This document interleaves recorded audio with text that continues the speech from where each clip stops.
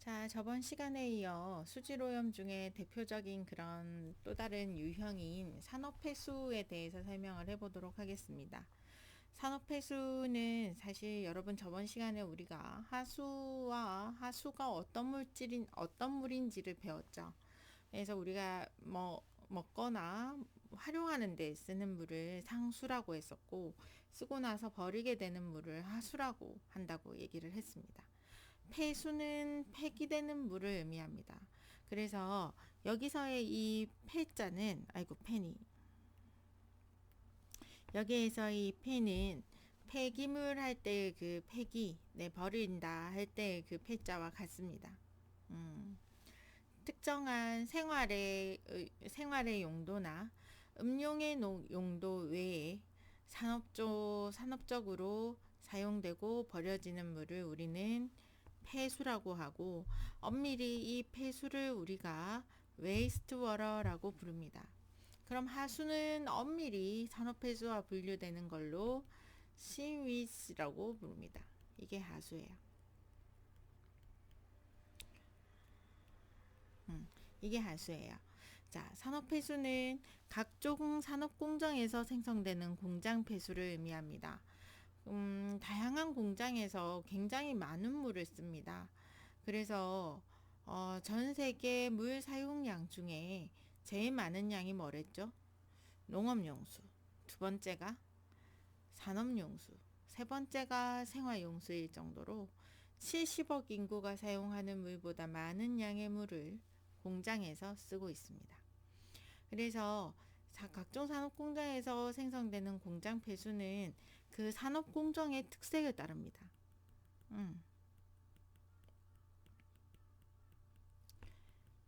특색을 따름. 매우 다양합니다.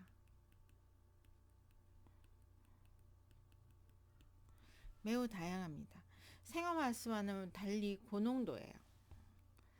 제가 수지를 공부를 하면서 사실 물이 제 전공이긴 하지만 조금 더 엄밀히 생각을 해보면 제 전공은 하수 또는 폐수 처리거든요. 그래서 제가 접해본 다양한 폐수들 중에 가장 가장 다루기 어려웠던 폐수는 침출수였습니다. 매립장 침출수 냄새 어마어마했고요. 그리고 그나마 조금 다루기 쉬웠던 폐수는 설탕 공장 폐수였어요. 여러분 설탕이 이렇게 원래 이렇게 사탕수수를 가지고 와서 이렇게 설탕을 만드는 과정에서 점점점 색이 빠지잖아요. 제가 정확히 알고 있는지는 모르겠습니다만 그 설탕 공장 폐수는 굉장히 투명하고 맑은 갈색이에요. 이 색깔이 없어지질 않아요. 그리고 설탕 공장에서 계속 이렇게 당을 빼가면서 이렇게 처리를 하기 때문에 쉽게 분해되는 유기물질들이 아닌 거예요.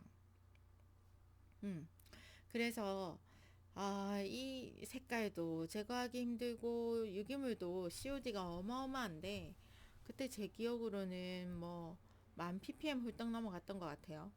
그래서 색깔도 어마어마하고 COD 농도도 어마어마한데, 얘네들을 어떻게 기존 하수와는 다른, 정말 명백히 다른 특성을 가지는 거죠.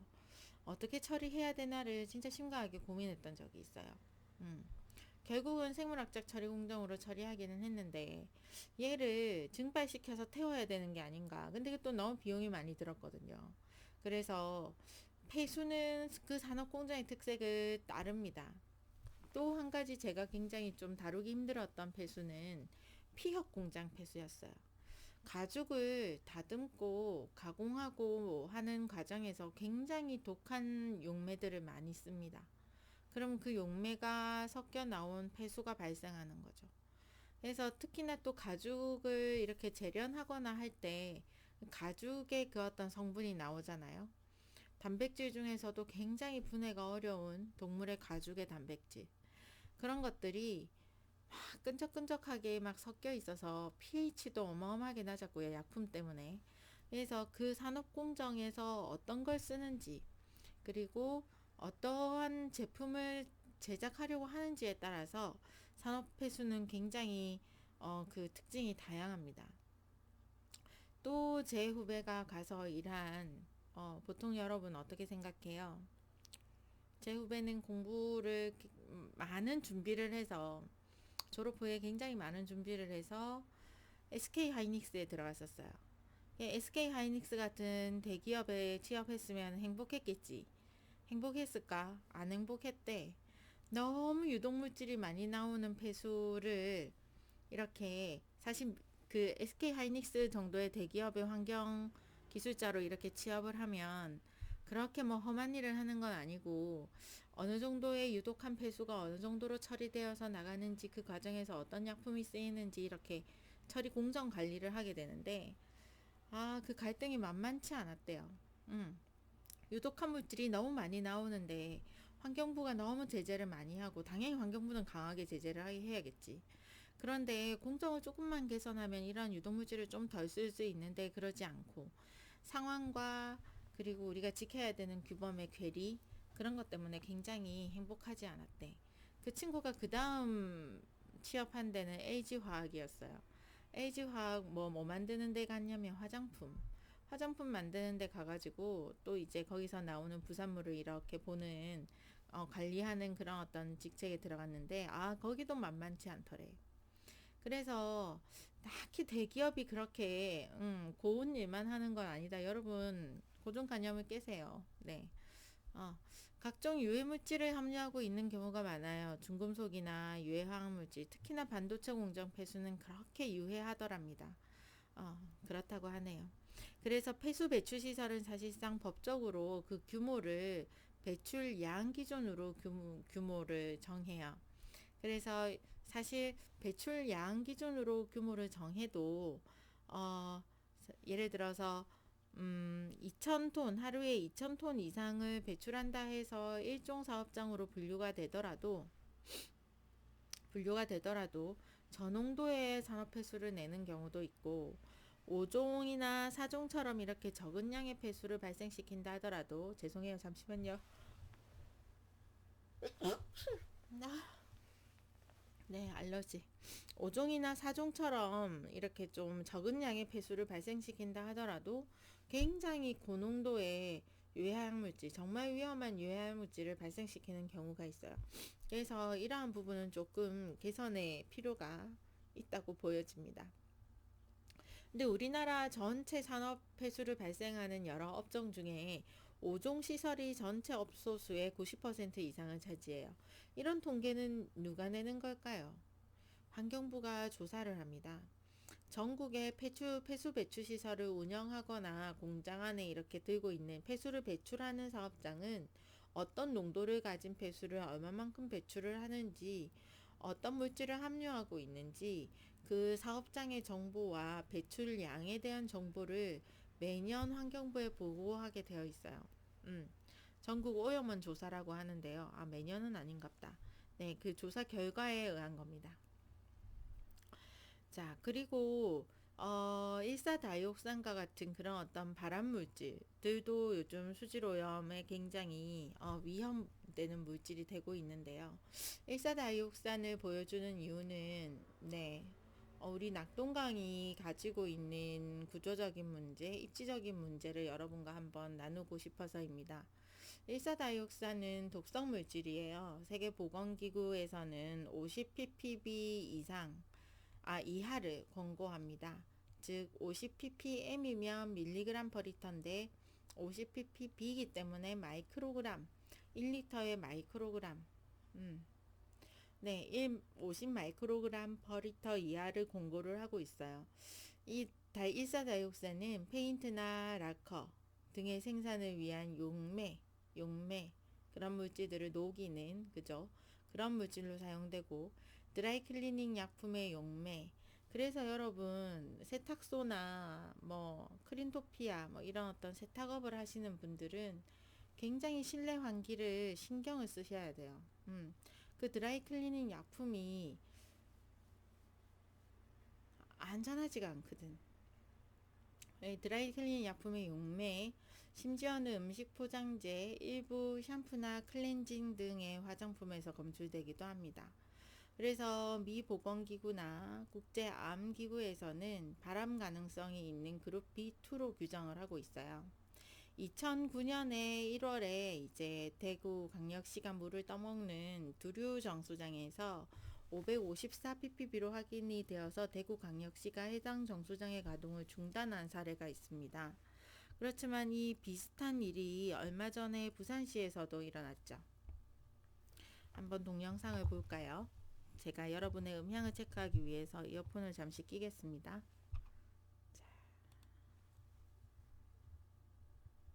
광고가 뜰 텐데. 네, 아이고야. 주상 전환하셨네.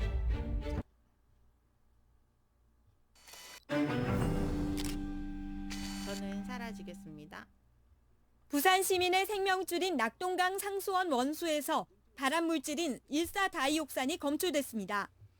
경남 양산시 낙동강 물금치수장 원수 수질 검사에서 미량의 다이옥산이 검출된 겁니다.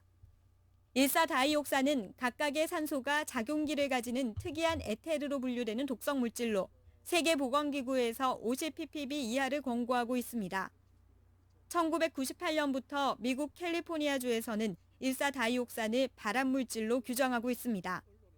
상수도 사업본부 관계자는 물금치수장 인근 메리치수장이나 화명정수장에 대한 수질검사에서는 다이옥산이 검출되지 않았다고 밝혔습니다. 그러면서 이번에 검출된 다이옥산 수치는 먹는 물 수질 기준인 50마이크로그램에는 못 미치는 미량으로 정수 과정에서 제거돼 수돗물에서는 검출되지 않는다고 설명했습니다. 물금치수장보다 아래쪽에 있는 양산 상하수도 사업소에서 운영하는 공공하수처리장에서도 8,000마이크로그램의 다이옥산이 검출됐습니다. 이는 다이옥산 먹는 물 수질 기준보다 160배나 높은 수치입니다. 또 물금치수장에서 5km 정도 하류에 있는 호포대교에서도 2,850마이크로리터의 다이옥산이 검출됐습니다. 상수도 본부는 하수처리장에서 양산천으로 배출된 인근 공장지대 오염수가 낙동강 합류 후 상류로 역류하면서 물금치수장 수질에 영향을 미친 것으로 보고 있습니다. 상수도 본부는 낙동강 유역환경청, 양산 상하수도 사업소에 낙동강 역류로 물금치수장에 오염수가 유입되지 않도록 하고 양산에 있는 다이옥산 취급업체를 전수조사해달라고 요청한 상태입니다. 상수도 본부는 취수원 주변 오염원 감시와 원수 수질 관리를 강화할 방침입니다.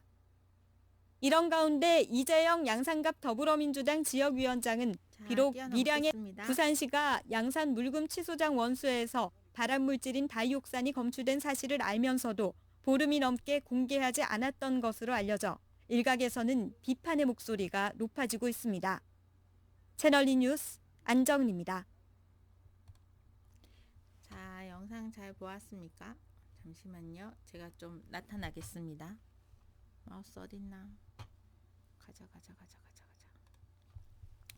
네, 잘 봤나요? 그 물금 취수장 원수에서 일사다이옥산이 검출되는 바람에 굉장히 부산시 상수도 사업본부가 좀 긴장을 했었는데 부산시의 상수도 사업본부의 그 어떤 보고에 의하면 종종 낙동강 본류에서도 일사다이옥산이 검출되고 낙동강 본류에서도 이제 그 과불화물 재재작년에 대구시에서 굉장히 이슈가 되었던 그 과불화물도 부산시에서 만만치 않게 검출이 된다고 해요. 이러한 유해물질까지 수질오염은 끝도 없습니다. 여러분 이제까지 어떠한 그 수질오염 문제를 제가 얘기를 했나요? 병원균, 수인성 전염병 얘기를 했었고, 그리고 기생충 얘기를 했었고요.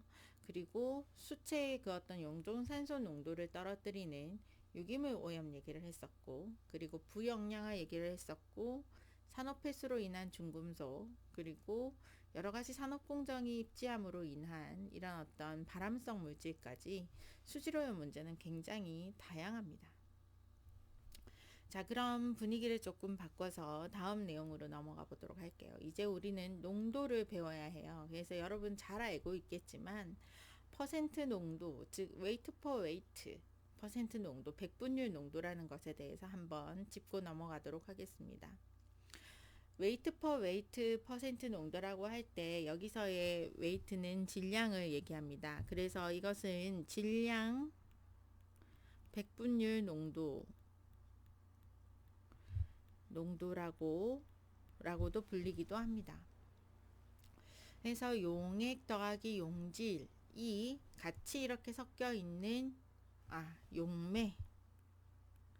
자, 그 용매 더하기 용질이 같이 섞여 있는 전체 용액의 질량에 대한 용질의 질량비를 곱하기 100을 해서 백분율로 나타내서 사용되는 거고요. 이건 저번 학기에 제가 일반화학 실험에서 식초의 퍼센트 농도를 계산하는 걸로 여러분과 함께 한 적이 있습니다. 자, 밑에 예제를 볼게요. 4.6g의 식초에 녹아있는 아세트산이 0.31인 것으로 측정되었다. 식초에 존재하는 아세트산의 퍼센트 농도는 어떻게 될 것인가? 자, 한번 계산해 볼까요? 자, 전체 용액이 지금 4.6g의 식초예요. 그죠? 식초에는 아세트산이 분자식 어떻게 됩니까? CH3COOH. 그죠? 이 아세트산이 0.31g 존재한다고 했어요. 여러분, 지금 여러분의 그 어떤 부엌에서 혹시 식초병을 본다면 식초병을 이렇게 라벨을 이렇게 째려보면, 천천히 째려보다 보면, 퍼센트 농도 이래가지고 농도 해가지고 뭐 3에서 7%, 2배 식초인 경우에는 뭐 5에서 15% 뭐 이런 식으로 이렇게 나와 있을 거예요. 정확히 2배 식초는 2배의 아세트산을 포함하고 있어야 공정거래위원회에 제소당하지 않습니다. 자, 이때는 이게 지금 웨이트 퍼센트의 대표적인 예예요. 그래서 한번 계산해 보자고요. 이 값도 어떤 식초에 해당하는지. 자, 식초는 액체와 아세트산의 혼합물로 4.6g이 있었어요. 그리고 아세트산이 여기에 0.31g이 있었습니다. 곱하기 100을 한번 해볼까요? 공학용 계산기를 안 들고 왔네. 그래서 가계부 계산기로 0.31 나누기 4.6은 곱하기 100. 6.74%가 나옵니다. 그죠? 자, 2배 식초예요. 그냥 식초예요. 그냥 식초인데 아세트산이 좀 강한 식초입니다. 그죠? 이렇게 계산할 수 있습니다. 자, 다음으로 자, 웨이트 퍼 웨이트 농도도 있고 웨이트 퍼 볼륨 농도도 있어요. 그래서 우리가 대표적으로 이렇게 얘기하는 ppm이 parts per million이라고 얘기하는 이 ppm이 대표적인 웨이트 퍼 볼륨의 농도입니다.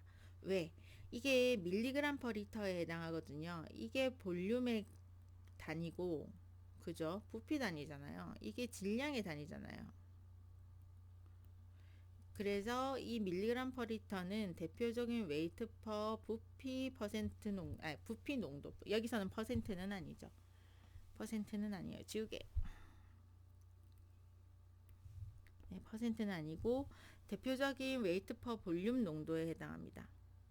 그래서 웨이트 퍼 볼륨 퍼센트 농도라는 것은 용액 100ml 중의 성분무게 그람수를 의미해요. 혹은 가스 100ml 중의 성분무게 그람수를 얘기합니다. 보통 용액의 농도를 퍼센트로만 표시할 때는 웨이트 퍼 볼륨 퍼센트 농도를 얘기를 해요. 염도에 대해서 얘기를 하거나 바닷물의 염도에 대해서 얘기를 하거나 할 때 보통 웨이트 퍼 볼륨 농도를 얘기하게 됩니다. 자, 그러면 이거 한번 해볼까요? 100ml의 물에 녹아있는 아세트산의 질량이 0.03g으로 측정되었다. 몇 ppm인가? 그러면 0.03g 이 사실 100ml에 있었잖아요. 그죠? 그런데 이 parts per million이라는 이 ppm이라는 단위는 밀리그램 퍼 리터예요. 근데 위에 지금 그램이 있고 밑에 지금 밀리리터가 있단 말이죠. 단위를 바꿔줘야겠죠. 그죠? 그래서 단위를 바꿔줍니다. 교수님 너무 쉽습니다. 이런 얘기를 하겠지만 기초 다진다고 생각하고 따라갑시다. 네, 그래서 단위를 바꿔줘야 됩니다. 어떻게? 네, g을 밀리그램으로 바꿔주기 위해서는 1g은 1000mg에 해당하고 밀리리터를 리터로 바꿔주기 위해서는 1000ml는 1리터로 바꿔줍니다. 그죠? 그래서 밀리그램 퍼 리터로 바꾸기 위해서 그램 날라가고 밀리리터 단위가 날라가기 때문에 마지막에는 밀리그램 퍼 리터 밖에 남지 않죠. 그러면은 요거 날라가고 요거 0.03에 네 0.03에 만을 곱하면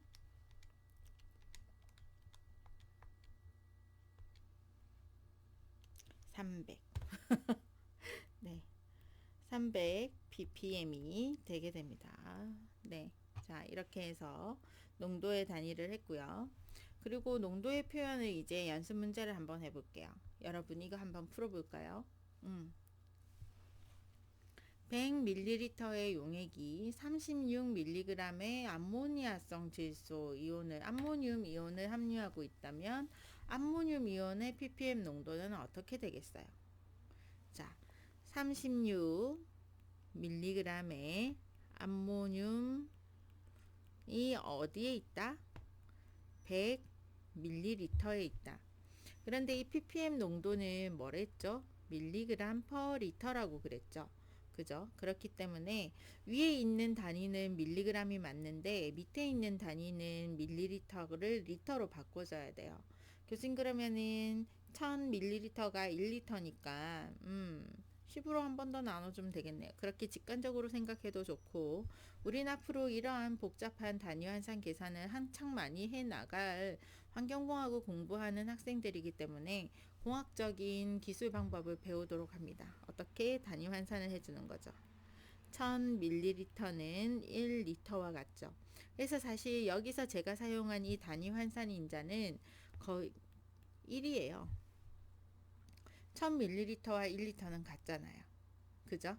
그래서 여기에 이 단위를 이 항을 곱해준다 한들 원래 있던 값을 바꾸지는 않아요. 단지 단위만 바꿀 뿐이지. 그래서 어떻다? 자 이거를 이제 밀리리터 아이고야 밀리리터 없애고 밀리그램과 리터만 남깁니다. 근데 동그라미 두 개 이거 없애고 이러면은 360 밀리그램 암모니움 퍼 리터 이렇게 단디 표현해 줘야 돼요. 자 36mg의 암모늄 이온이 1리터 360mg의 암모늄염이 1리터 안에 있다. 그래서 항상 어때요? 그 물질의 단위를 먼저 써주고 그 단위를 가진 이 360mg이 무엇을 의미하는지를 요 뒤에 써주고 퍼에 리터를 표현을 해줘야 합니다. 자 그러면 두 번째 예제 동일한 용액이 124mg의 질산염 이온을 포함하고 있다면 ppm 농도는 어떻게 될까요? 124mg의 NO3- 이 또 100ml 안에 들어가 있어요. 1리터는 1000ml가 돼요. 역시나 이렇게 없어질 거예요. 그죠? 그래서 이거는 1240 어떻게 표현해야 되겠어? 밀리그램 먼저 적고 무슨 물질인지 적고 그리고 퍼 리터로 표현해야 되는 거죠. 자 그러면 위에 두 사례에 대해서 질소의 농도 한번 해보도록 합니다. 왜냐하면 암모늄 염에 질소 하나에 수소 4개가 포함되어 있잖아요. 그럼 엄밀히 질소의 농도는 또 달라요. 질소 원소의 농도는 또 다르다는 거죠. 그죠? 그래서 이 질소에 대한 농도만을 한번 계산을 해보도록 하겠습니다. 360mg의 암모늄 이온 퍼 리터. 그죠? 그런데 암모늄염은 원래 분자량이 얼마예요? 이게 14고 이게 4니까 18. 18mg의 암모늄염 중에 질소가 얼마가 있죠? 14가 있죠.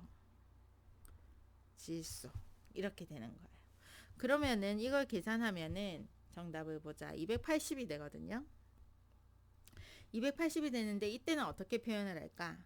암모늄에 바운딩 되어 있는 질소를 얘기하는 거잖아요. 그죠? 그래서 이렇게 표현해요. 여기에 바운딩 되어 있는 질소. 이렇게. per 리터. 자, 중요한 건 어느 포인트? 요거. 요 포인트. 이게 중요하죠. 암모늄염에 바운딩 되어 있는 질소. 그리고 1240에 대해서도 해볼까요? 아이고야. 자, 1240 밀리그램의 질산염이 1리터 안에 있어요. 이 또한 이제 질산염의 분자량 얼마나 되겠어요? 62mg의 질산염 중에 14mg의 질소가 있어요. 이거 계산하면 의도한 수치입니다만 똑같이 280 어떻게 표현해야 되겠어요? 자, NO3에 이렇게 바운딩 이렇게. 그래서 여러분 반드시 기억해야 되는 게 요것과 요것은 사실상 같았어요. 그죠? 같았는데 무엇에 초점을 맞추고 농도를 표기했느냐에 따라 이제 표기법이 밀리그램 이렇게 나올 때와 이렇게 나올 때는 다르다는 거. 자, 다시 한번 빨간색으로 강조. 표기법이 밀리그램 퍼 리터의 경우하고 NO3 바하고 이렇게 하고 리터 할 때랑은 다른 물질을 지칭한다는 거. 농도는 같은 데서 출발했을지 모르나 이거는 질산염의 농도를 얘기하는 것이고 이것은 질산염에 바운딩 되어 있는 질소를 얘기하는 것이다 라는 사실을 알아주길 바래요.